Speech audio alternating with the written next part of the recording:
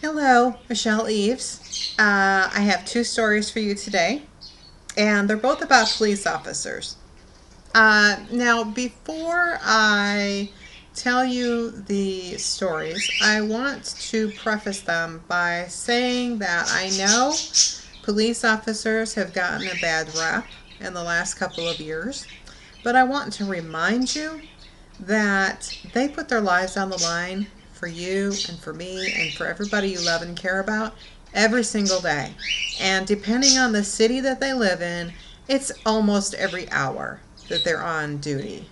And there are some really dangerous situations that they come up against that they have to make quick decisions.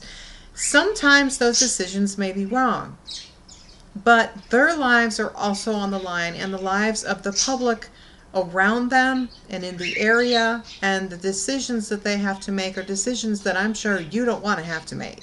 So they put their lives on the line for you and for the public.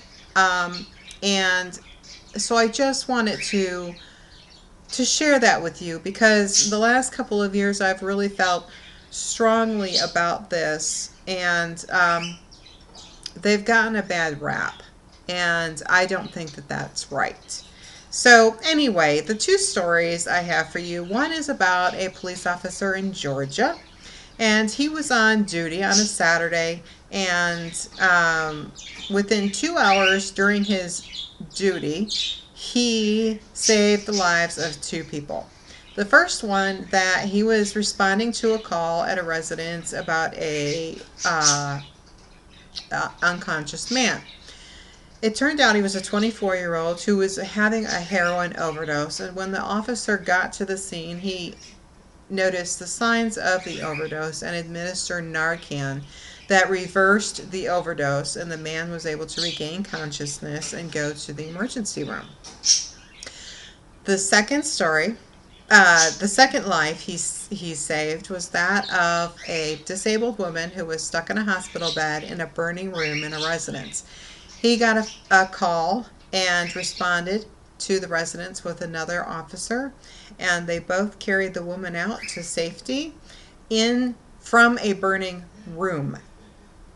So now the second story is a different police officer. I'm not quite sure what state he was in, but he was off duty. He was pumping gas into his vehicle when all of a sudden another car came speeding into the gas pump and knocked it over onto his car.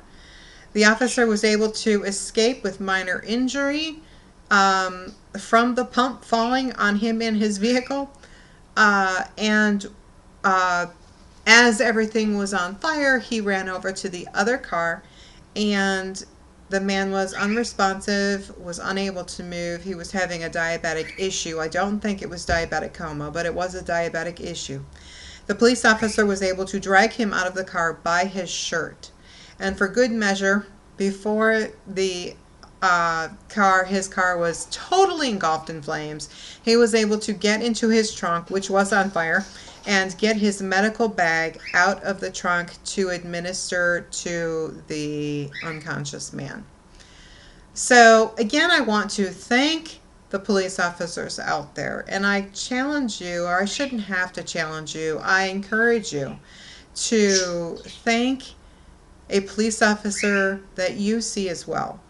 Um, they are looked upon as the enemy in many eyes, and they really are not. They are there for your safety, um, and you may not like the decisions that they make, but they are tough decisions, and part of them are their job as well. And so I encourage you to thank a police officer when you see one, or any police officer that you see. And I hope that you enjoyed the stories, and I will see you tomorrow. Have a good rest of your day. Peace.